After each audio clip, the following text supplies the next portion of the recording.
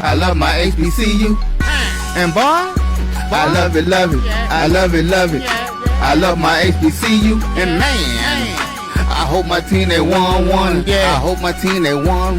Yeah. Man, I hope my team they won. I hope my team they won. Yeah. I tune into the HBCU Sports Lab to see if my team won or lost. If they lost, I'm quiet as a mouse. But if they won, keep tab. I'ma do the dab, yeah. Dr. Cavil, he know what he be talking about. Mike and Charles, they know what they be talking about. They compress the analytic data with the hip hop. If you know them like I know them, they gon' tell you if your team, if they won or lost, and who the ball. So listen to Professor, yes sir, and pay attention, cause he gonna teach a lesson. This is Dr. Cavil with Inside the HBCU Sports Lab with Mike Washington and Charles Bishop. Mike Washington is still out on assignment. I guess he's just a football guy. He comes around football season, big time sports. Everything else, he let us little guys handle that, I suppose. But we're gonna do a unique show today. Show out our skill sets. We're going to talk baseball. Everybody else wants to get back into football. We might tease something out spring football, but we got time to really get into that. But we're going to talk about baseball. We'll get into the records, who's off to a fast start, who's not. We'll share a little bit of SWAC, certainly take a deep dive in there. Even look at the SIAC. We'll sneak in there and might give you some updates on even softball in terms of at least who's leading the conference standings, respectively in the SWAC, MEAC. CIAA, SIAC, softball is a sport that we all have, even the HBCUAC, which has some other news out there we might get shared today. But welcome to episode 643 of Inside the HBCU Sports Lab radio show and podcast, the show that's covering the sporting HBCU dash for all things HBCU sports for institutions large and small, from the NEIA to the NCAA. We share insights and information on the HBCU sports culture, HBCU athletic aesthetics to facilitate the story of HBCU athletic programs in the business of HBCU sports. In short, we just call it HBCU sports pedagogy. I'm your host, Dr. Kenyatta, along with my co-host, Mike Washington, Charles Bishop. Today we have David L. Rhodes holding down the captain's seat, getting it done for us. Also doing a little bit of producing. We're filming from our home studios and sending a signal live to KCWH 1230 AM studios with the Texas Radio Hall of Famer, multi-Hall of Famer Ralph Cooper in the beautiful home of Texas Southern University from Houston, Texas. With that being said, my partner in crime, true crime, academic crime, is none other than Professor Charles Bishop. How you doing today? Doing well, Doc. Doing well. Coming in hot from Texas Southern's midweek game this today. He's literally hot up. Yes, indeed. So midweek game for TSU Tigers taking on Houston Tillerson out of the new still in Red River Conference, but they'll be joining the HBCUAC very soon, July 1st, I believe. So I want to make sure we got that information in there. Fine ball club, but they took one on the nose today. Yeah, it's tough out there sometimes between the NCAA Division I and NAIA. With that being said, before we get into the full news of HBCUAC expansion,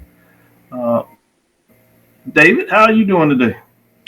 Doing great, man. It's a interesting Tuesday for me. No podcasting after the night, so I ain't complaining one bit at all. Week's been kind of going, so I can't complain one bit. But, A&T's winning in some sports. It ain't football season, so this is where we win right now. So you're going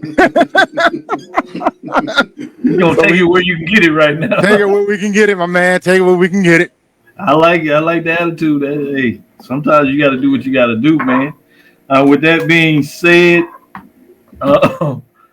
fascinating when you don't know what you're going to do with yourself with no podcast tomorrow for the indie show. Yeah.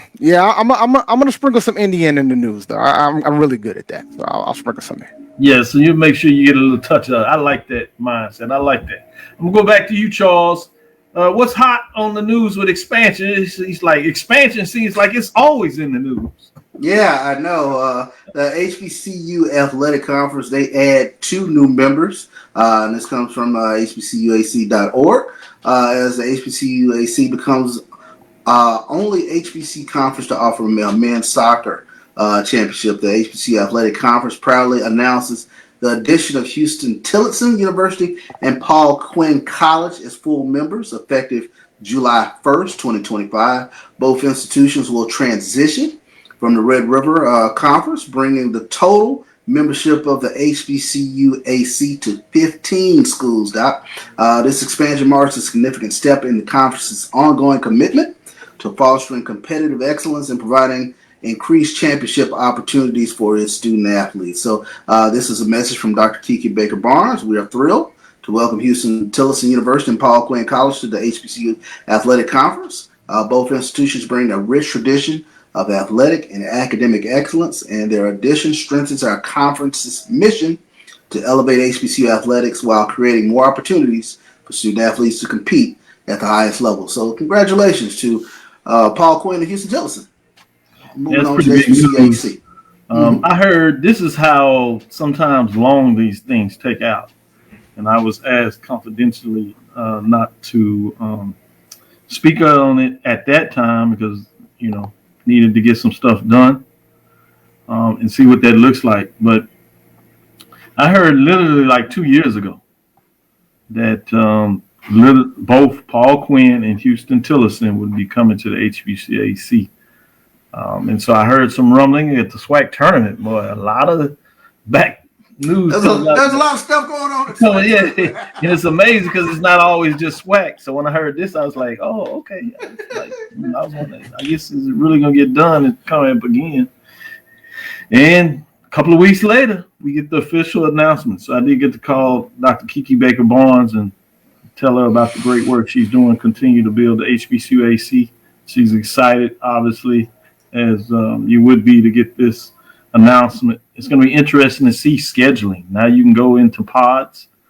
You literally go 3 pods of 5 and do some mix. You could do maybe 4 pods with 4-4, 3 type of mix, 4-4-4 and 3 type of mix. And then the question becomes, is expansion finished? But with that being said, it'd be fascinating to see what that looks like. And moving from there, let me go to you, David, and see what are your thoughts on the news today.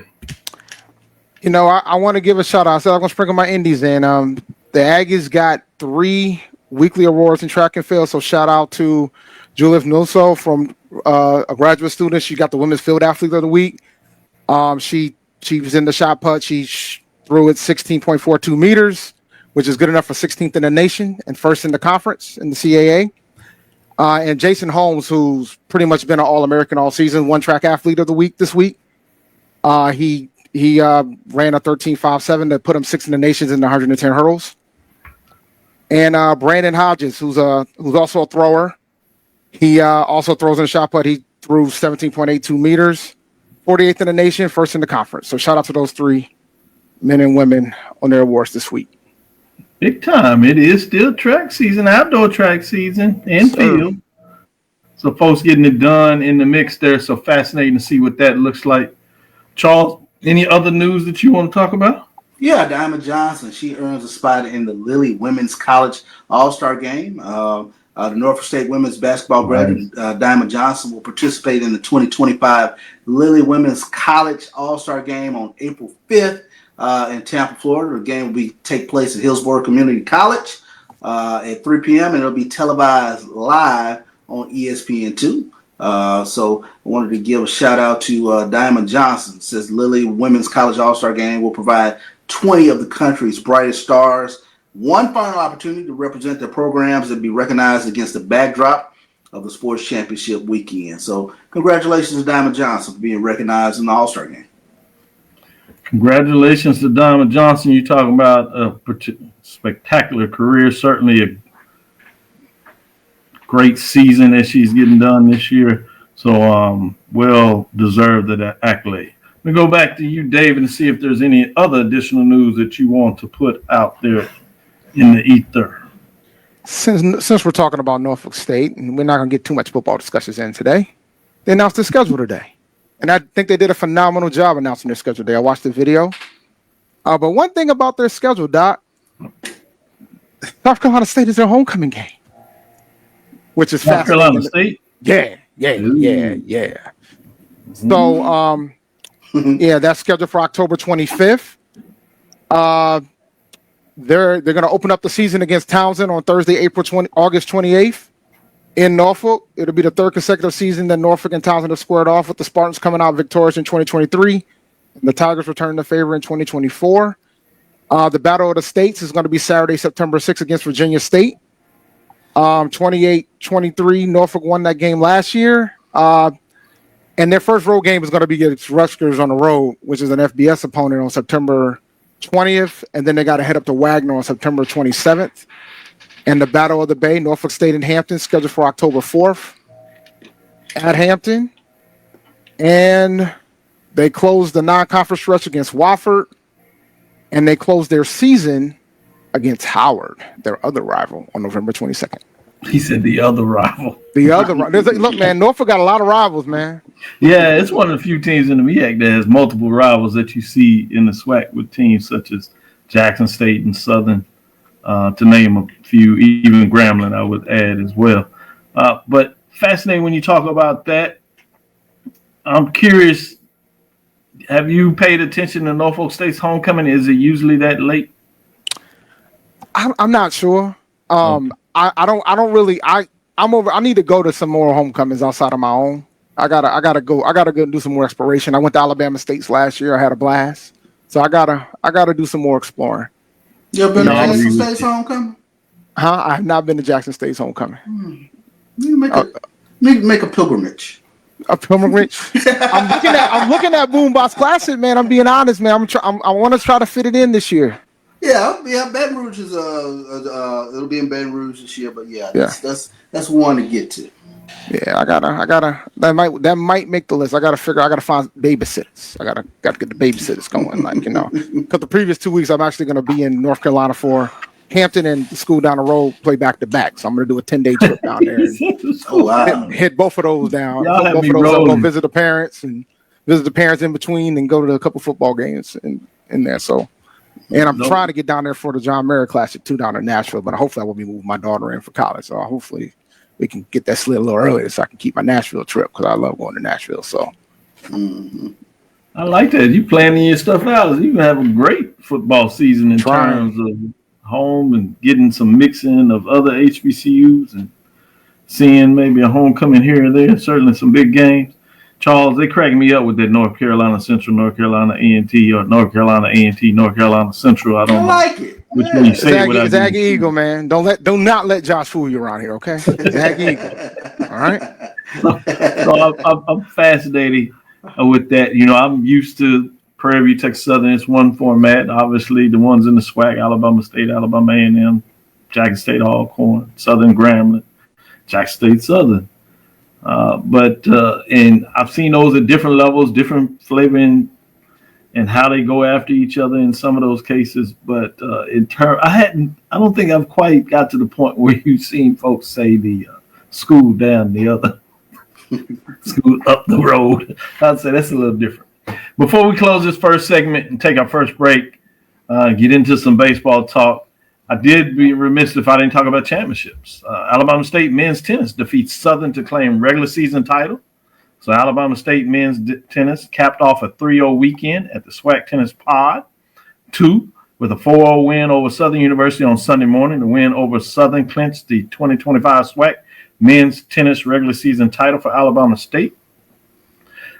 Credit for all those involved: David Granat, Alexander, Verluck, Loon Oberell, Mathis Amir, Gordon Fran Mussolini, and Mathieu Latiste, getting it done in terms of singles with some wins there. And then you had your doubles where they paired them up to get it done. So shout out to Alabama State in terms of the men's tennis team getting it done. Alabama State and just finding a way to get these Olympic sports, man, they dominating on that. If they ever add in football, and they just got the SWAC basketball tournament, we got to kind of look at Alabama State, what they're doing around there. Right. They winning championships. Shout out to Dr. Jason Cavil, quietly getting it done on that side of the ledger. With that being said, let's take our first break. I'll come back on the other side and get you into some baseball talk. See if we can get Brandon to join us. I don't know how he's going to get into the baseball talk. Hopefully he follows this since Tennessee State does not have baseball. They have flirted saying they're going to bring it back. We'll ask him what is the hockey is first. Status of hockey is first. Hockey is first. We can't even get an HBCU rival with hockey. We'll be right back after this break. Let's face it, shopping for insurance can be time-consuming. That's why when it comes to your auto, home, and life insurance needs, make things simple and trust the experts at Allstate. They will help you get the coverage that fits your needs while helping you bundle your life, home, and auto policies. Bundling saves you money, sure, but it also saves you time, so you can enjoy the things that matter most even more. Contact me, Tammy Haynes, your local agent, for a free personalized insurance quote. Allstate, are you in good hands? There's a shot to right. It could be. Right field. Grand slam. What a shot. That's how you get hot, young fella. Thank you guys for what you do for HBCU Athletics. This is a fantastic avenue for all of us. This is our ESPN, so we love what you guys do, and all you guys at BCSN. We really appreciate what it is that you guys do for us. Are you hungry for authentic Caribbean food like jerk chicken, oxtail, red snapper, shrimp, tofu, and rasta pasta? Well, find your way over to Mango's Caribbean Restaurant, 180 Auburn Avenue, right next to Royal Peacock in downtown Atlanta. Them belly full, but we hungry. Mango's Caribbean Restaurant, open daily from 11 a.m. to 10 p.m. And on Friday and Saturday, we're open till 4 a.m. Come to Mango's and put some spice in your life. Oh, we've got a good thing going. Mango's Caribbean Restaurant, 180 Auburn Avenue, right next to Royal Peacock in downtown Atlanta. For more info or directions, call 404-698-3992 or log on to mangoscaribbeanrestaurant.com. For instant coupons, text MANGOS to 313131. Tell your mama hungry, papa hungry, brother hungry. Mango's Caribbean Restaurant, authentic Caribbean cuisines. Open up the door, tell your mama hungry. The Cavil Group is a Florida-based marketing and training consulting firm. We help businesses communicate to their target audience and engage them in conversation. We also help to expand their audiences, which will ultimately result in growth for those organizations. In addition to being a certified constant contact specialist, my colleagues and I are also certified in John Maxwell Leadership Principles. We use these proven principles to conduct workshops, training, and private coaching sessions for individuals and companies looking to take things to the next level. Contact us to schedule a free consultation. Issues today, don't delay, call Cavil. Compress the analytic data with the hip hop. If you know them like I know them, they gon' tell you if your team, if they wanna lose, and who the ball. So listen to Professor, yes sir, and pay attention, cause he gon' teach a lesson. Heading into Sunday's rubber game with Grambling, Jackson State relied on his brilliant pitching that was on display starting Friday with Brandon Hastings. Despite losing the first game of the doubleheader, JSU pitchers combined for 10 strikeouts against the G-Men. They followed that up with 18 strikeouts in the nightcap. Eric Elliott struck out 13 hitters in 6 innings while allowing just 2 hits. Meanwhile, JSU took a 2-0 lead into the 7th and added 3 more, including a sacrifice fly to right field from Joseph Eichelberger, scoring Jordan McClatty, making it 5-3 JSU. The Blue and White Tigers finished off the scoring in the 8th when Anthony Brown doubled down the left field line, bringing in Robert Tate for the 6-3 lead. Eric Gonzalez picked up his first save of the season with 4 strikeouts in 1 2/3 inning, including the game-ending strikeout. In Game 3, Gonzalez picked up where he left off. Gonzalez struck out 4 over 3 innings of work. JSU scored early when Tate laid down a perfect bunt, bringing in Pierre Cabral for the 1-0 lead. However, Jackson State trailed Grambling 4-2 heading into the bottom of the 6th. JSU took the lead in the bottom of the 8th. Joseph Eichelberger sent an RBI single into center field, scoring Letty Alvarez. And Wilbert Perez doubled off the center field wall, bringing home Eichelberger.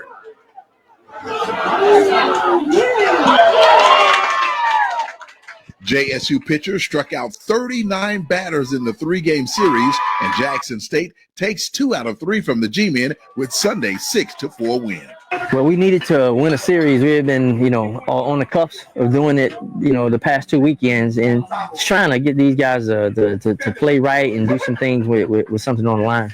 Yes, we did have a couple guys that actually finally came through, and that's been, sometimes it's a struggle, and you need tight game to get you kind of going. And we had Joseph. He stepped up and got an RBI, and we had a couple other guys that come in and contribute on the mound. Steve hadn't been on the mound since the first weekend of the season, so it was good to get him back and all the momentum he creates. So we're excited about having those guys back and be able to perform for us.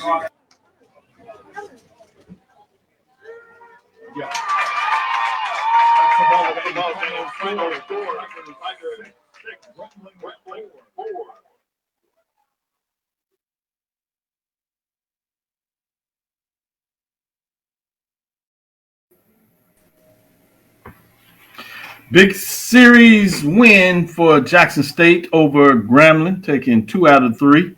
And they got that rubber match, if you would, on Sunday to improve their record to 4-5 in the conference play, 16-10 overall. We'll get a little more involved in that, but shout out to Jackson State University's Rob J., who serves as the Assistant Athletic Director for Broadcasting and Video Services. Voiceover giving you some updates there. Charles, the Tigers got big win. Last year we were there in Atlanta for that championship game, which was a magical championship game between the two rivals that literally went down to a run scoring late in that contest. A beautifully played game, big hits, everything you'd want in that game, emotions that seemed fly high. Credit to Grambling for winning that championship, but Jackson State got a little bit back, and more important for them in terms of where they were standing in the conference, sitting at 2-4. We talked about the fact that they needed to get a series win going into it, and give us a little indication of just how important you think that win was and how it could play out the rest of the season.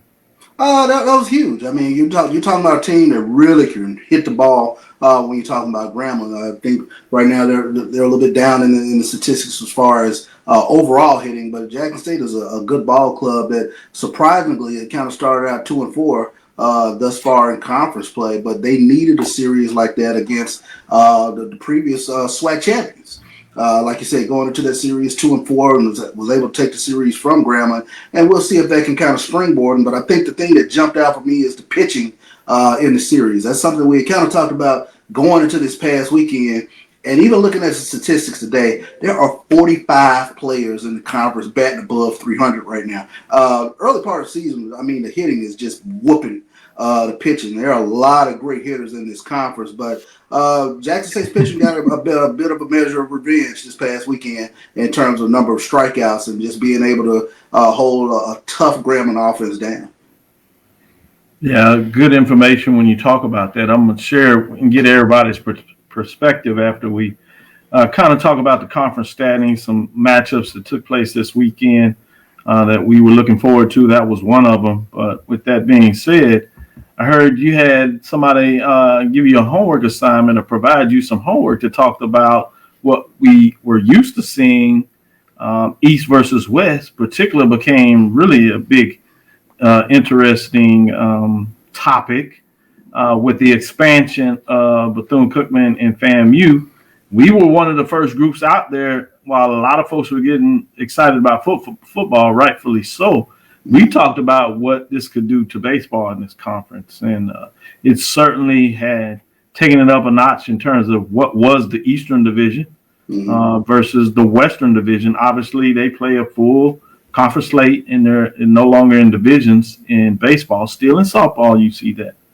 But what that being said, what did you find out when you did the homework assignment there in terms of Eastern Division versus the Western Division or vice versa? Yeah, amongst cross-divisional conference games only, the East is 22-14 versus the West. So, like you said, the balance of power it looks as though it's still in that old SWAC East in terms of taking a look at those teams at the top of the conference. And sure enough, you got Florida A&M, you got Bethune-Cookman sitting 1-2 in conference play right now. They both had big weekends this past weekend. Right behind them is Texas Southern and Alabama State. So Texas Southern is that one Western team sandwiched in between the top three Eastern teams. I'm going to talk a little bit more about that, Charles. Again, what was that record? 22-14, 61%. They won 61% of the game. 61. That means basically you run in the series 2 out of 3, right, guys? 2 out of 3. That's it.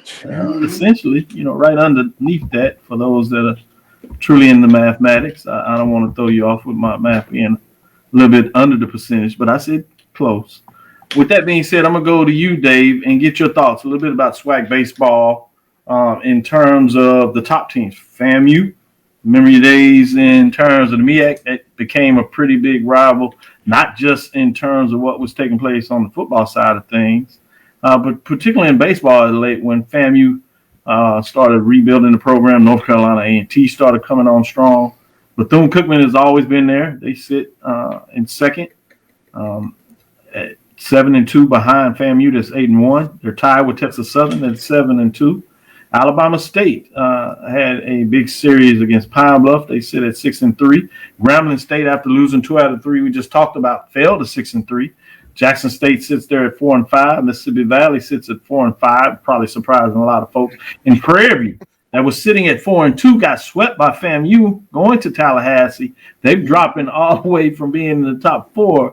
Now they're just outside of that bottom 4 at 4-5.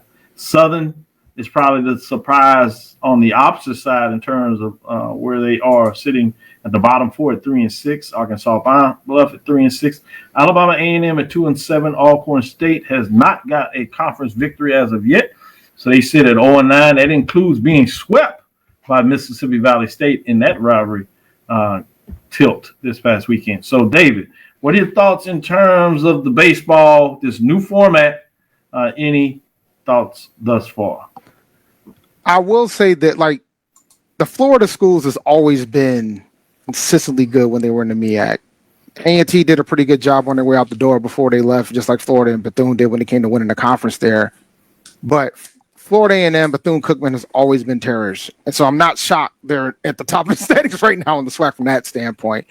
I am taken aback by Southern, though, because I know Southern typically has been pretty good in that conference. Yep. And so for me, that I'm taken aback by that. Even without the East-West divisions, I'm fascinated by the fact that the East is still doing what they're supposed to do. So he said what they're supposed to do. No, I mean, like that. The folks in the West are like, huh? Yeah, I know they are, but I mean that's how it is in football too. So it's kind of wild to think that it goes from football, it just transitions right into baseball. And what's interesting, sandwiched in between there, is basketball. In basketball, it never was in West, but we always would look at it in terms of the division because everything else was. And basketball belonged to the West. Yeah. Until this year, Alabama State has been a decade, literally over a decade, since somebody in the quote unquote Eastern Division has won a championship. So you're right. It's funny that it bookends like that. But I will say this about Southern. Keep an eye on their schedule because their schedule has started off pretty difficult in regards to conference play. They had a series against Alabama State. They lost 2 of 3 against Alabama State at home. Then they went on the road to Prairie View. Yep. Lost 2 out of 3 to Prairie View. They go on the road this weekend. They got Bethune-Cookman. That's going to be tough. And then that ain't going to be fun for them. Yeah, but the schedule softens a bit once you get on the back end because you'll have Alcorn, you have Mississippi Valley, you have Alcorn, so they got an opportunity to kind of. How you gonna do that to Valley? Valley say we 4-5. Valley out here on a 3-game winning streak. You the one there always from Valley. I'm gonna tell Mike that you gave him some love. I got you. Brandon, get in a little bit of this baseball talk and show up. You know what I'm saying? We like to tease you a little bit about Tennessee State. Y'all forgot how to play baseball around them folks. Y'all worry about ice hockey. Well, I look at it like this couple things with basically with them going away from divisions. What that means is if you're you stink or you're mediocre, you can't hide behind your divisions in order to slide into come conference tournament time. That means you got to be good from day one to the end of the season. So it separates the contenders and the pretenders from a conference standpoint. And then, David's kind of already touched on it. The Florida schools, when you look at FAMU's 8-1 in conference, and strange enough, they're the only team in the SWAC that has a record over 500. Bethune-Cookman is right there at 14-14, but Jackson sneaks in there. They're at 16-10. Let's so just say 16-10. They're in the middle right, of the rankings, but yeah. I can't read. I didn't when I saw Charles' eyes looking up. Yo, Charles about to come at your neck, man. I was like, man, let me help you out. He feels some kind of way about them Tigers. Look, I can feel him looking at me. I don't want no problem. I don't want no problem. They get their way. They just take you off the schedule. That's all right. Brandon, don't mind me. I just looked over. I was gonna nod. Look, let me retract my previous statement for y'all kick me out. I'm just saying, I don't want no problem. But no, you know what? For me, and like I said, I've mostly always been a basketball and a football guy. And I started really paying attention a couple years ago to SWAC baseball, just kind of covering it back then. Yeah. And for those who haven't paid attention, please do, because it is some phenomenal baseball being played in this conference.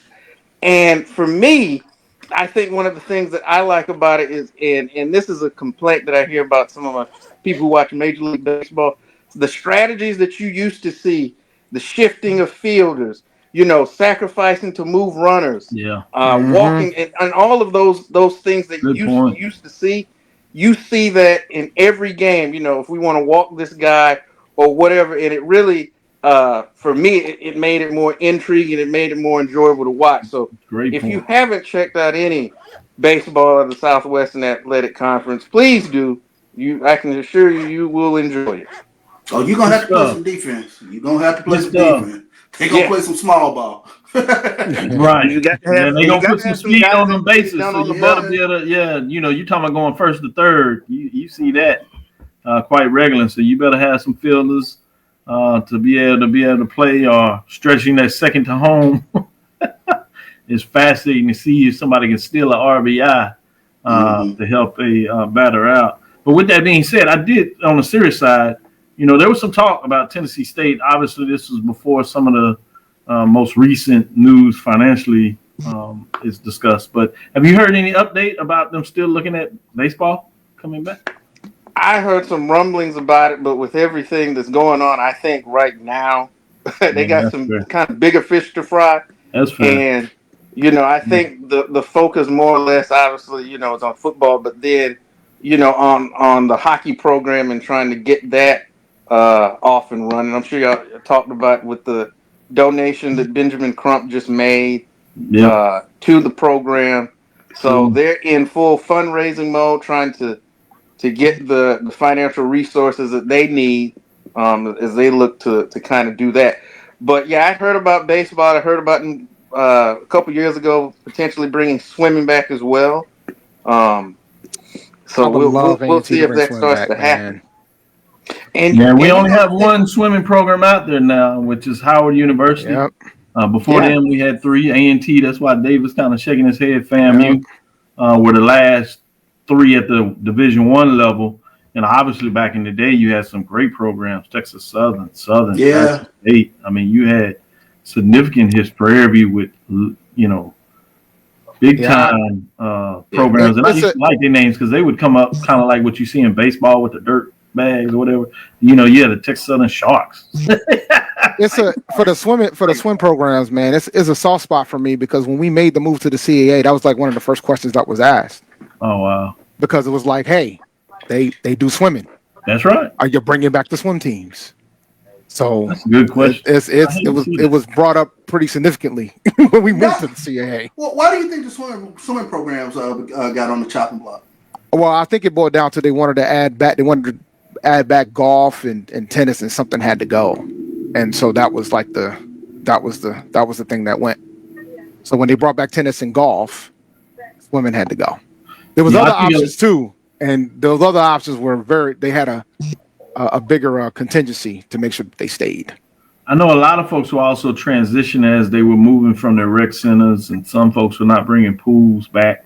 Mm-hmm. So then the place of where you're going to actually have your swimming practices, similar to when you have some of those places that were not doing golf because of the expensive travel, certain not having one on course, or even tennis. You see a little bit about that.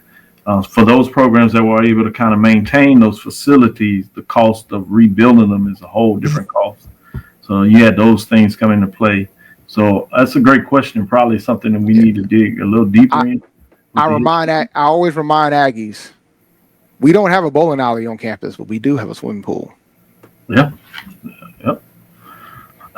So there's a lot right there. Says right there.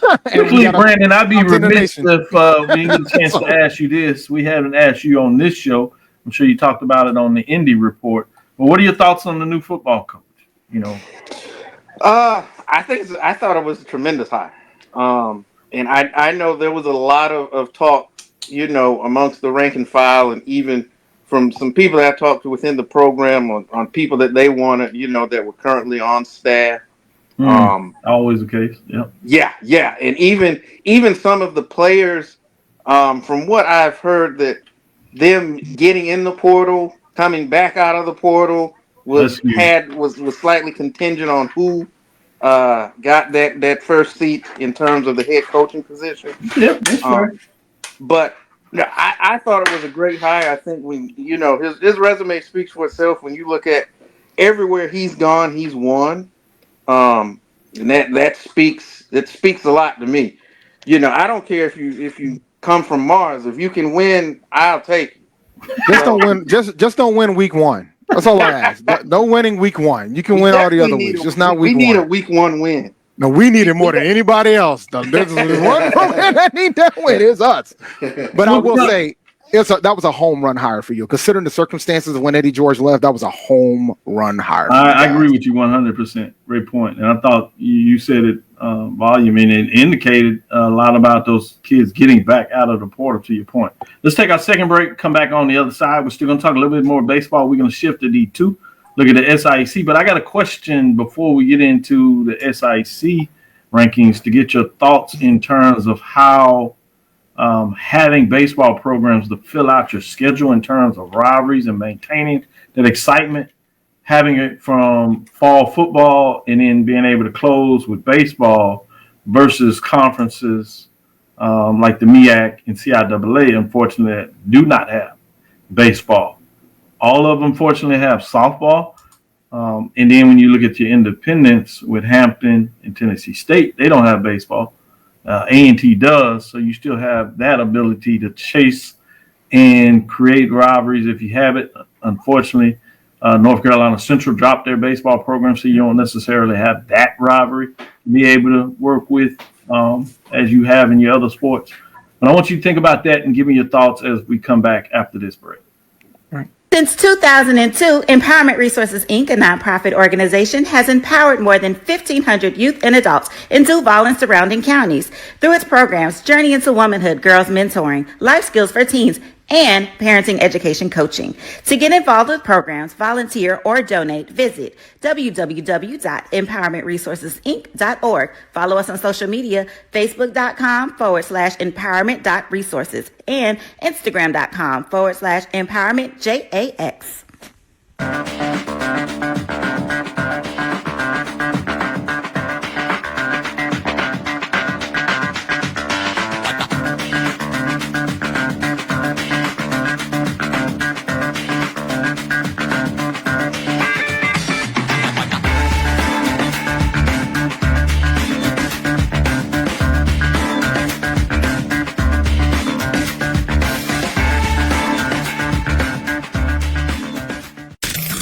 The human voice has always connected audiences with experiences. Major brands all across America have trusted Cover's voice time and time again. Conversational, powerhouse, intelligent, and sincere. That's the voice you need for your creative marketing process. KeaversVoice.com. Kever's Voice, Kever's Voice, KeversVoice.com. Always on, all the time. It's never too early to plant the seed, to share the tradition, and instill a sense of pride in your HBCU with your little ones. HBCU Pride and Joy Children's Boutique helps you share your school spirit with a wide selection of adorable kids apparel and accessories officially licensed from your favorite HBCU. Visit HBCUPrideJoy.com and follow us on all social media at HBCU Pride Joy on Facebook and Twitter.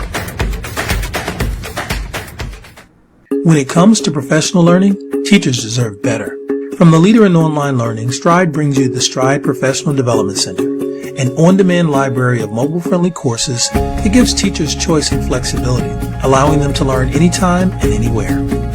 Our dynamic courses provide bite-sized learning and help educators advance their knowledge while also gaining professional development hours. It's time you take charge of your learning. Visit us today to get started.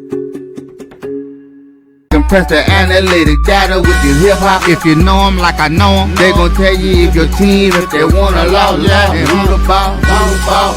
So listen to Professor, yes sir, and pay attention, cause he gon' teach a lesson.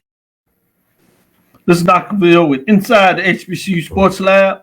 Wanted to get your thoughts on that question I asked. I'm gonna go with you, Dave. What are your thoughts in terms of how that has affected the SWAC in regards to maintaining that talk and rivalry talk, excitement for the conference, being able to book in the season with starting with football when people get lathered up and then closing it with baseball?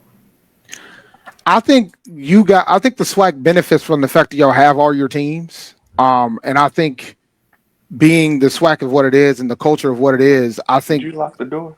The fan, Yeah. I think the fan base is the fan engagement is very important for all the sports. Because I think at some point for the SWAC, it has that opportunity to be a revenue generating sport potentially over time if you just get the engagement with the fan base for baseball, and let it transition over. Now, like for A&T standpoint, being in the CAA and not having too many MEAC schools to schedule, right? Like we do make a conscious effort to make sure that we do either play Maryland Eastern Shore or Delaware State to open up the season, or try to play as many teams as possible within the MEAC and try to get them on the schedule.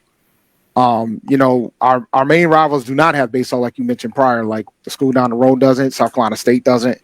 So it makes it challenging from that aspect, but we always try to make a conscious effort. One thing that our AD, when we made the move to the CAA, he said he wanted to make sure we continue to play our MEAC opponents in the out of conference play if they would love to play us. So we've always, we always do a series. Like this year, we did a series with Delaware State. We ended up sweeping. They had to cancel the third game due to weather, I'm assuming. But we always tend to play our former MEAC rivals and opponents in the out of conference play. Makes sense. I like it, Brandon. Again, I'm kind of out of my depth on this one since we don't have baseball. So. You have softball though. I mean, you play. I pick on Josh all the time. I'm like, we just want to. I know you beat us in football, but we're gonna beat y'all in everything else.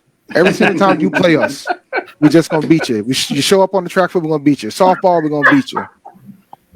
Basketball, women's or men, we're just gonna beat you. On every other sport, I like. We'll just beat you in everything else. Good stuff. Go ahead, Brandon. Look, I was softball. They're getting it done. We had the co-pitcher and co-player of the week in the OVC this week. So softball is out there getting it done. Congratulations. Nice. But I'll say this from a baseball perspective as an observer, in terms of kind of like I said, booking the season with those rivals, because when you get to the end of the season, if you've locked up, your placing or whatever, it can just be, just a malaise. All right, we just got to get through these games to get to whatever.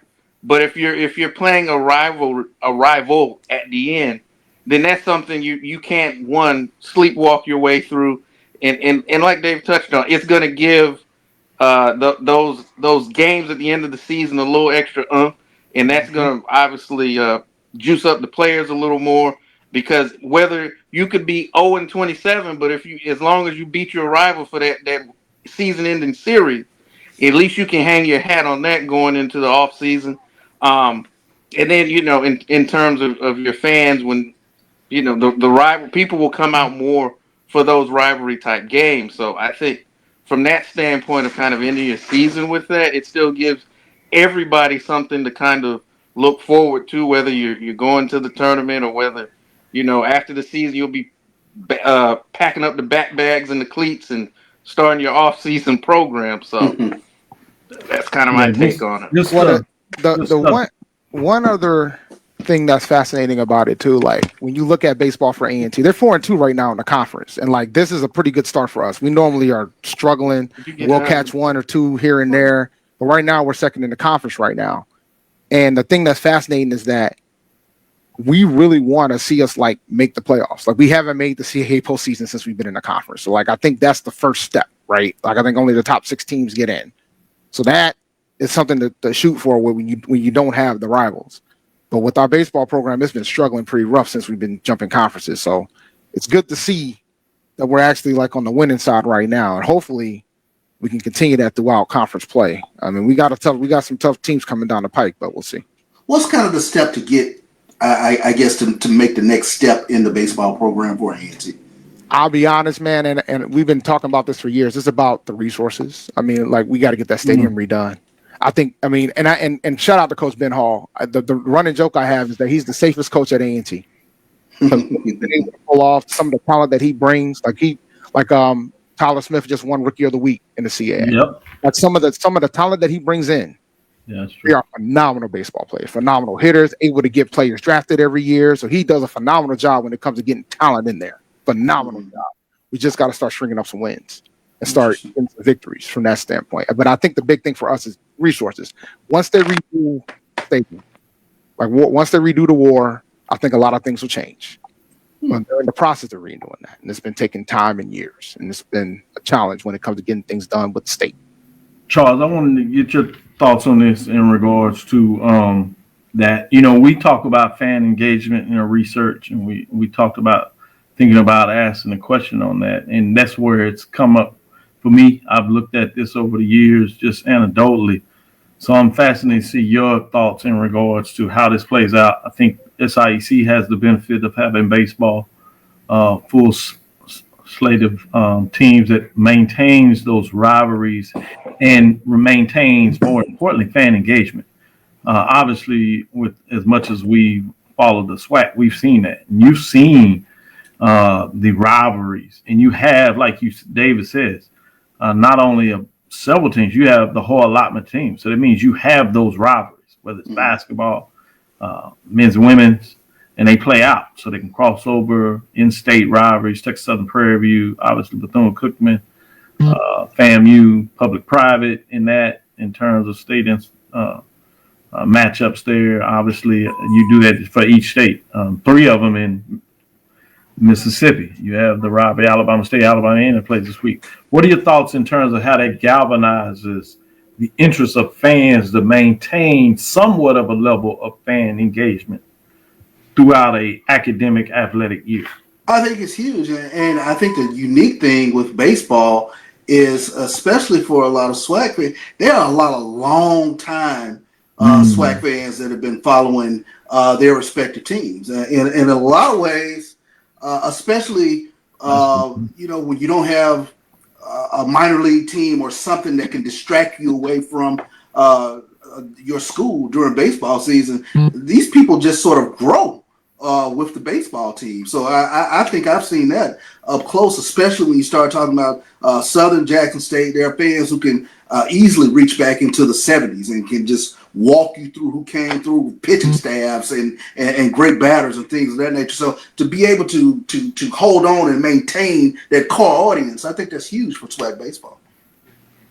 Yeah, want to give you that, and we're certainly going to get into some SIEC baseball love. We're going to take our last break and we'll come on back and we'll do just that and talk about the standings, looking at Savannah State. With the surprise for me is Albany State in terms of where they sit in the standings. We'll be right back after this last break, and we'll just talk about a little Division II love on the baseball side and see if we can sneak in a little bit of softball for the women as well. Stick with us. We'll be right back after this last break.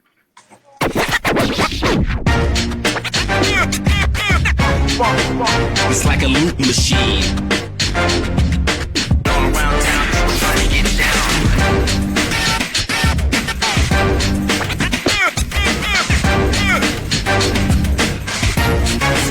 It's like a loop machine.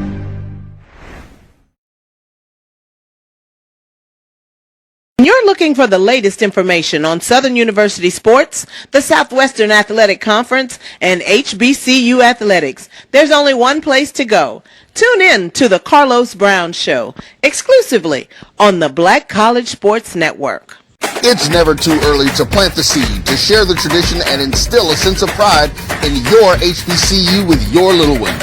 HBCU Pride and Joy Children's Boutique helps you share your school spirit with a wide selection of adorable kids apparel and accessories officially licensed from your favorite HBCU. Visit hbcupridejoy.com and follow us on all social media at HBCU Pride Joy on Facebook and Twitter. Hey y'all, it's your girl Sonia from She Say Sports. Make sure to check us out every Friday morning at 9 a.m. on Black College Sports Network, YouTube, and Linktree. And please don't forget to subscribe to our YouTube page.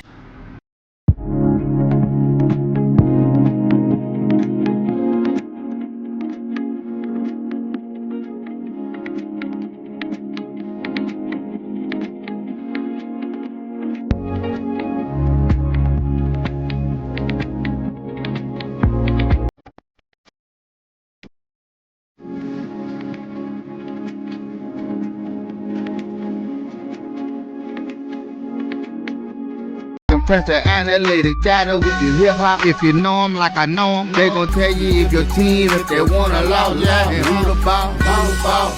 So listen to Professor, yes sir, and pay attention, cause he gon' teach a lesson. This is Dr. Bill with Inside the HBCU Sports Lab. We have the professors in the building. That's Professor Bishop, Professor King, Professor Rhodes. With that being said, let's jump right into it to the SIAC.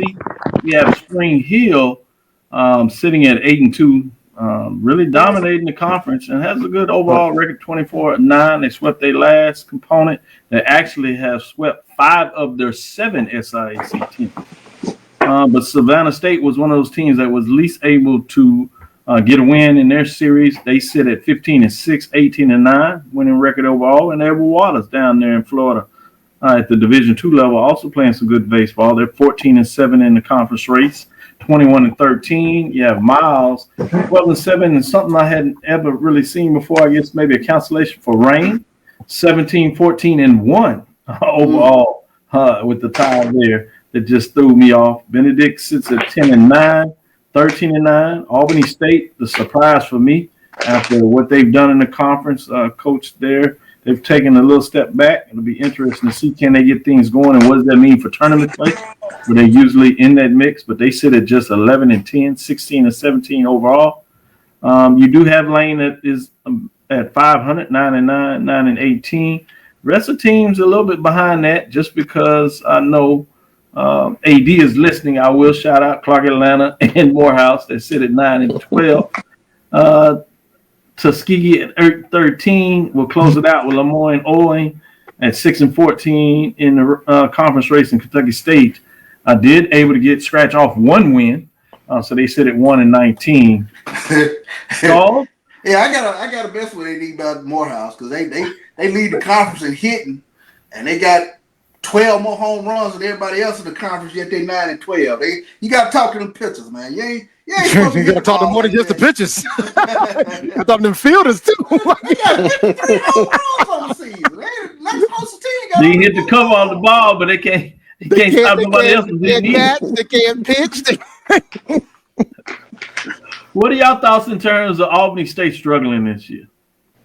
Huge surprise for me. You're talking about one of those teams that's always in the mix over there in the SIAC, and it's almost kind of jarring when you start looking at where they are in conference standings. It's like looking at Southern, where they are in the SWAC standings. It's like it's kind of surprising to see where they are. Very interested in kind of keeping an eye on Savannah State, Florentino Burgos, who left Florida Memorial, now coaching over there at Savannah State, has them right there in the mix of 15-6 thus far. Yeah, I'm going to be interested to see what they're able to get done in the tournament. Brandon, quietly, people don't realize that you know a little bit about the Georgia baseball, understanding how it's played over there in the area. What are your thoughts in terms of Savannah with the new coach coming over Florida Memorial had a lot of success, and then just the downturn it looks like with Albany State? Well, why is it kept? I know when you talk about Georgia, you typically hear about football, even basketball. I know even where I'm from in Albany, there's some talent, some baseball talent down in the Good Life City. But I'm going to start with the negative first in terms of Albany State. It is kind of surprising to see them take a step back like they have. And like I said, perennially, they have been one of those teams that have been up around the top portion of the conference in recent years. And now granted, they haven't had the success often that they would have liked in the conference tournament. So it is kind of surprising to see it. But then when your ERA is 7.29, if we just take a look at that, could play a role in why they're in the state that they're in. Say if you can't get nobody out and everybody's hitting everything that you throw all over the yard, you're going to have a tough time winning games. But it's Savannah State. Obviously, you look at them, they're getting it done. And, I mean, you're looking at again, they're getting the talent in there, coming. I don't know if it's some residual talent from maybe coming out of the MEAC, but they're getting it done. But shout out to Spring Hill, who's come in and been the class of the conference. Yeah. This particular season, they are really taking that next step. They've been right on the precipice. They hadn't. Albany State has kind of stayed in their way in Florida. Edward Waters doing that. Let me get to you, David, as we get ready to close things out. What's your final thoughts here? Two things, man. A 4-game lead is diabolical right now. It is. Like it just is. And I got to give a shout out to Edward Waters, man. Like they just converted to Division II not too long ago. And they're out here doing what they got to do. Yeah, they are. Good call. Good call. It is a Florida thing, obviously. You got Bethune and FAMU doing their thing up there in the SWAC. You got Edward Waters out here saying, "Look, man, we can do play some baseball too over here." Well said. Let me give you an update on the NAIA side. HBCUAC, particularly since we showed them some love with their expansion early. To be interesting as they bring in Paul Quinn, Houston Tillins. They both play baseball. But on the baseball side, Talladega continues to do what they do, 24-11, 18-2. Only team with the winning record in the East. So we'll move to the West with a couple of teams that are playing some pretty decent baseball. You have Wiley, Texas, sitting at 22-13 overall, 14-4 in the West Division. Behind them, Suno, 16-12, 14-4, tied with Wiley. And then you have Dillard that just brought back baseball a couple of years ago with a winning record, 18-14, 12-6. Shout out to those winning programs. And I'll put it there. We'll come back Thursday, really take a look at some key matchups. And then we'll also get into some softball updates more, providing you that on Thursday. Charles, final statement. Yeah, and keep an eye on Black College World Series in terms of they're all sort of doing sort of a bracket, if you will, of the Division II teams and NAIA teams that have an opportunity to get to the Black College World Series. Of course, Black College World Series this year is going to be played in Jackson, Tennessee. So I'm just kind of keeping an eye on those teams that are independent and playing in those various NAIA and the Division II conferences in terms of their standings, in terms of getting to the Black College World Series.